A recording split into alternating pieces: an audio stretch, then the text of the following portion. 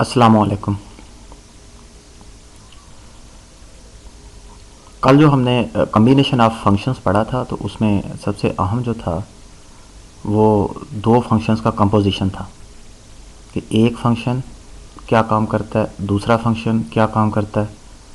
अगर दोनों को हटा के एक ऐसा फंक्शन लिया जाए जो दोनों का काम कर दे तो उसे बोलते हैं कंपोजिशन ऑफ फंक्शन। तो ये कंपोजिशन कई तरह से बन सकते हैं। तो यहाँ हम इस एग्जांपल में देखते हैं कैसे बनते हैं। दो फंक्शन दिए हों तो उनके कितने कंपोजिशन तैयार हो सकते हैं, यहाँ हम देखते हैं। पेज 41 पे थॉमस के ये है, find all composite functions and their domains for f of x is equal to x under root और g of x is equal to x plus one. तो इसके composition g of g of f, जिसमें हमने F और जी दोनों को इस्तेमाल किया, जिसमें एफ पहले काम करता है और जी बाद में, ये हम फाइंड आउट करते हैं। अगले में आप देखें फॉग, जिसमें जी पहले काम करता है, यानी जी एक्स के साथ है, जी पहले काम कर रहा है और एफ बाद में। अगले में फॉफ, यानी पहले एफ काम करता है और फिर उसके ऊपर जो रिज़ल्ट आता है दोबारा एफ काम करता है। तो आप समझ गए होंगे इससे अगला क्या होगा। अब यहाँ दोनों एफ थे, उसमें दोनों जी होंगे तो वहाँ पे गॉग आ जाएगा। ठीक, अब इसमें से मैं सिर्फ अगर एक ही यहाँ डिस्कस कर लूँ तो काफ़ी है। मैं इसका बी पार्ट डिस्कस करने लगा हूँ। Fog F of G of X, पहले आप जी को काम करने दें। जी जब एक्स पे काम करता है तो जी कैसे एक्स का क्या बनाता है। अगर आप डेफिनेशन में जाएं तो जी को जो भी नंबर आप देंगे वो उसमें वन ऐड कर देगा, और जबकि एफ को आप जो भी चीज़ देंगे वो उसका स्क्वायर रूट ले लेगा। तो अब अगर आप वापस आएँ तो ये हम पढ़ रहे थे कौन सा वाला भला, कौन सा पढ़ रहे थे, फॉग पढ़ रहे थे। चलो इसे देख लेते हैं। फॉग तो जी क्या करता है, जी को हमने एक्स दिया तो उसने उसमें वन ऐड कर दिया, एक्स प्लस वन। अब एफ की डोमेन में अकेला एक्स नहीं है बल्कि एक्स प्लस वन है, तो ये सारी क्वांटिटी को एफ का क्या रोल है, वो अंडर रूट कर देता है उसका। तो इस सारी क्वांटिटी का ये स्क्वायर रूट ले लेगा। तो आपके पास फाइनल आंसर आया एक्स प्लस वन का स्क्वायर रूट। अब आपने इसकी डोमेन फाइंड आउट करनी है, तो देखना ये है कि आप एक्स की कौन कौन सी वैल्यूज़ लगा सकते हैं। आपने अगर एक्स को ज़ीरो लगाएं, अंदर पॉजिटिव रहता है, कोई फ़र्क नहीं पड़ता। एक्स को नेगेटिव में लेके जाएं, कहाँ तक ले जा सकते हैं नेगेटिव में, ज़ीरो लगा के अगर नेगेटिव में -1 कर दें आप एक्स को तो ये ज़ीरो रहता है। यहाँ तक तो खैर है -1 करने से, लेकिन एक्स को अगर -1 से आप पीछे ले जाएँ, अगर एक्स को -1 से पीछे ले जाएंगे तो अंदर नेगेटिव क्वांटिटी ज़्यादा हो जाएगी, पॉजिटिव कम हो जाएगी, ओवरऑल अंदर नेगेटिव बचेगा जिसका स्क्वायर रूट आयोटा आ जाएगा। इसका मतलब -1 से आप पीछे नहीं जा सकते। तो इसका मतलब, और प्लस में आप एक्स को जो मर्ज़ी पुट कर दें तो आपके पास क्या आया, -1 भी लगा सकते हैं, अगली तमाम प्लस में वैल्यूज़ लगा सकते हैं। इसका मतलब इसकी डोमेन क्या हुई भला, -1 से लेकर इन्फिनिटी तक कुछ भी होगी। ठीक, तो इसी तरह आप बाकी वैल्यूज़ इसकी अगर फाइंड आउट करें तो ये आपके लिए आसान होगा। अब अगर हम ग्राफ्स की तरफ आएँ तो साथ साथ पहले भी हमने थोड़ा सा इंट्रोडक्शन ग्राफ का देख लिया, लेकिन कुछ ख़ास वेल नोन जो फंक्शंस हैं उनके ग्राफ्स जिनका जिक्र है, उसमें सबसे पहले ग्राफ ऑफ लीनियर फंक्शन बार बार जिक्र हो रहा है। ऐसी पोलिनोमियल जिसकी डिग्री 1 हो लीनियर कहलाती है। तो ये फंक्शन की शक्ल में F of x is equal to A X plus B, ये लीनियर फंक्शन हुआ जिसमें ए और बी कुछ भी हो सकते हैं। मैं इसमें आसान सी एक एग्जांपल लेता हूँ। ये एग्जांपल कुछ भी हो सकती है, आप इसे बदल के अपनी तरफ से, या हम 3x प्लस 1 रख लें, 4x माइनस 3 रख के आप खुद से एक दफ़ा परफॉर्म करके देखें ये। तो मैंने पहली एग्जांपल ली F of x is equal to 2x minus 1। ठीक, तो 2x माइनस 1, इसमें मैंने वैल्यूज़ पुट की। हमारी वैसे कोशिश होती है कि हम जो भी ग्राफ बनाएं वो आसान सी वैल्यूज़ में कवर हो जाए। सबसे पहले तो हम ज़ीरो रखने की कोशिश करते हैं, हमने इसमें ज़ीरो पुट किया। ठीक, 0 1 2। आप बार बार इसमें जो वैल्यूज़ पुट करनी है, आप इसका अगर रूल देख रहे, रूल क्या है, जो नंबर दिया जाए उसको डबल करके एक कम कर दो। यहाँ सोचो, 0 को डबल किया 0 रहा, एक कम किया -1, 1 को डबल किया 2 हुआ, 2 में से एक कम किया 1, 2 को डबल किया 4, 4 में से एक कम किया, तो यहाँ क्या आया,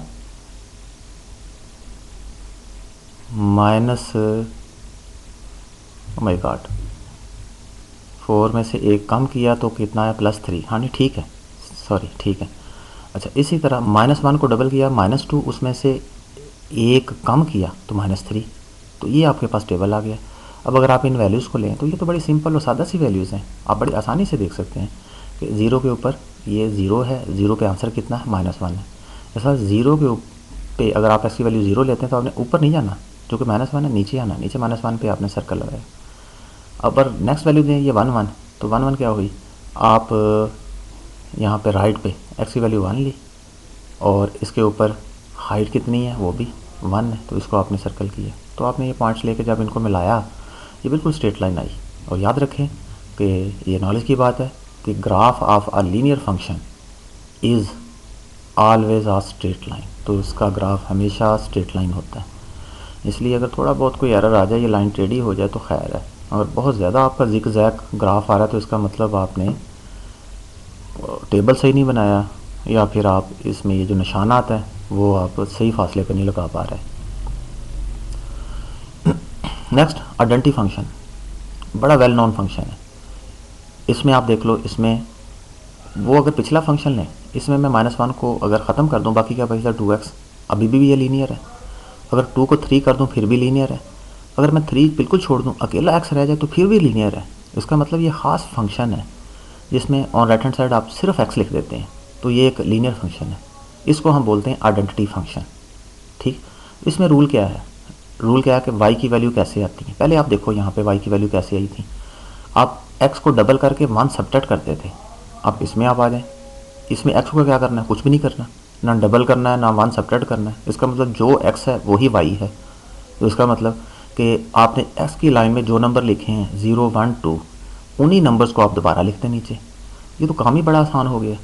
x 1 1 y, ये x1 y1, फिर x2 y2। तो इसको ग्राफ ड्रा करने का तो बहुत ही आसान है। आप 1 2 3 1 2 2 3 इधर y और x पे निशान लगाएं, 1 1 पे लगा दें, 2 2 पे मिलाएंगे तो डेफिनेटली स्ट्रेट लाइन होगी। और याद रखें ये कैसी स्ट्रेट लाइन है, a straight line bisecting first and third quadrant. तो आइडेंटिटी फंक्शन हमेशा, इसका ग्राफ आपको याद होना चाहिए, एक स्ट्रेट लाइन होती है जो फर्स्ट और थर्ड क्वाड्रेंट को बाइसेक्ट करती है, दरमियान से काटती है। लेकिन अब हम आते हैं graph of quadratic function. Quadratic function वो जिसकी डिग्री 2 हो, एक्स स्क्वायर वाली टर्म इसमें हमने बचा के रखनी है, इसलिए ये a जो है वो क्या होना चाहिए, नॉन ज़ीरो। ये क्वाड्रेटिक फंक्शन है। ठीक, इसका graph is always a parabola, ये पैराबोला होगा, यानी ये झूले की तरह से होगा। ठीक, देखते हैं इसे। तो क्वाड्रेटिक फंक्शन, अब आप a को अगर 1 कर लें तो एक्स स्क्वायर, b और c को 0 कर लें तो सिर्फ एक्स स्क्वायर हुआ। सबसे सादा और आसान इसकी एग्जांपल जो है f (x) = एक्स स्क्वायर है। अगर यहाँ से आप रूल को ज़हन में रखें तो इस दफ़ा हमारा जो फंक्शन है, जो हमारा रूल है, वो क्या कहता है कि इसको जो एलिमेंट दिया जाएगा उसका स्क्वायर कर लिया जाएगा। इसलिए डाउन में देखें, जब मैंने टेबल बनाया मैंने 0 1 2 -1 -2 x की रो में लिख दिए। अब मैं y की रो में क्या करूँगा, ऊपर जितने भी नंबर हैं उनका स्क्वायर कर दूँगा पकड़ के। ये 0 का स्क्वायर, 1 का स्क्वायर और 2 का स्क्वायर 4, तो ये क्या हुआ भला, ये उनके स्क्वायर्स हो गए। ठीक, तो अब आप इनको ट्रेस करें, ये 1 1 दोनों तरफ फासले बराबर, यानी इधर देखें, इधर 1 है इधर 1 है, तो इसके सामने ये पॉइंट आ गया 2 पे 4। ठीक, यानी इधर 2 इधर 4 है, तो ये 2 इधर 4, यानी ये अगर आप इसको मिलाएं तो मैंने वो बताया, तो इस तरह से ये गोलाई में नीचे आएगा। और जिस तरह से माड फंक्शन में आपने देखा था वहाँ नोक बन गई थी पीछे से, अगर आप पेजेस उठा के देखें, अगर आपने इस वक्त पेजेस ले लिए हैं, मैंने आपसे पहले कहा था कि आप इसके जो ये हार्ड में मेरे पास जो हाथ में इस वक्त मेरे हाथ में भी इसके नोट्स पकड़े हुए हैं, तो आप लोग वहाँ से ये ले लें और पेज आपके पास गुज़श्ता सारे होने चाहिए, जो पेज पलट के आप पिछला जो लेक्चर्स हैं वो भी देख सकें। तो वहाँ आपने देखा होगा कि माड फंक्शन में यहाँ पे एक स्ट्रेट लाइन सीधी इधर से इधर आती थी। ठीक, तो स्ट्रेट लाइन आके यहाँ से ओरिजिन को टच करती थी और इधर सेकंड क्वाड्रेंट को, तो ये उसके बरक्स, तो यहाँ पे कर्व है, इसका मतलब यहाँ पे जो नोक बना देगा डायरेक्ट इसको मिलाने की कोशिश करेगा वो गलत हो जाएगा। तो ये क्वाड्रेटिक इक्वेशन का हमने ग्राफ, को क्वाड्रेटिक इक्वेशन भी कौन सी वाली, बहुत आसान सी, y = x² रखी। अब हम ज़रा क्वाड्रेटिक इक्वेशन की बजाय क्वाड्रेटिक फंक्शन हमने कौन सा रखा, y is equal to X square, quadratic function not equation. तो अब हम क्वाड्रेटिक फंक्शन जो है वो थोड़ा सा डिफ़िकल्ट लेते हैं, जिसमें ना सिर्फ स्केयर बल्कि दूसरी टर्म भी हम रखते हैं। चलो इस दफ़ा हमने क्वाड्रेटिक फंक्शन थोड़ा सा बड़ा, x square minus 2x minus 1, जिसमें तीनों टर्म्स मौजूद हैं, x square minus 2x minus 1, इसका हमने टेबल बनाया। उसी तरह से 0 1 2 हमने -1 -2 ये टेबल बना लिया। ठीक, अब इन पॉइंट्स को आपने तलाश करना है। अब 0 के ऊपर -1 है, आप देखो ये जहाँ 0 है ना, 0 के ऊपर -1 है, यानी ये पॉइंट नीचे आया, और 1 के ऊपर -2 है, ये 1 के ऊपर -2 है। तो अब आपने जो बनाया ये उसी तरह की कर्व है जैसे पहले बनी थी। ठीक, ग्राफ थोड़ा सा मैंने बड़ा बना दिया, इसका स्केल बड़ा ले लिया हुआ, और कोई मसला नहीं है। इसमें 1 2 3 ये निशानात हैं, तो ये उसी तरह की कर्व है।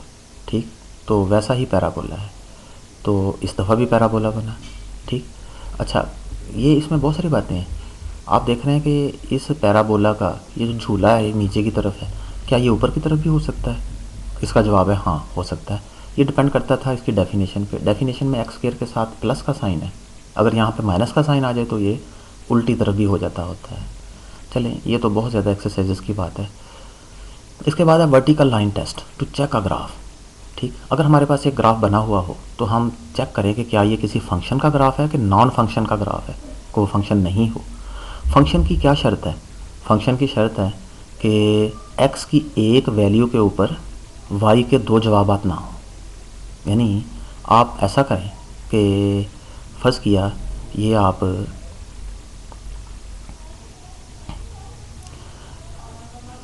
पहला वाला ग्राफ लें, पहले वाले ग्राफ में आप वर्टिकल लाइन ड्रा करें, ऊपर से नीचे एक वर्टिकल लाइन ड्रा करें, तो ये एक्स एक्सिस को एक जगह पे काटती है, जबकि ये ग्राफ को कितनी जगहों पे काटती है, दो निशानात पे काटती है। तो इसका मतलब हुआ कि x की एक वैल्यू पे आपके पास एक ऊपर भी पॉइंट आपको हासिल हो रहा है और एक पॉइंट नीचे हासिल हो रहा है।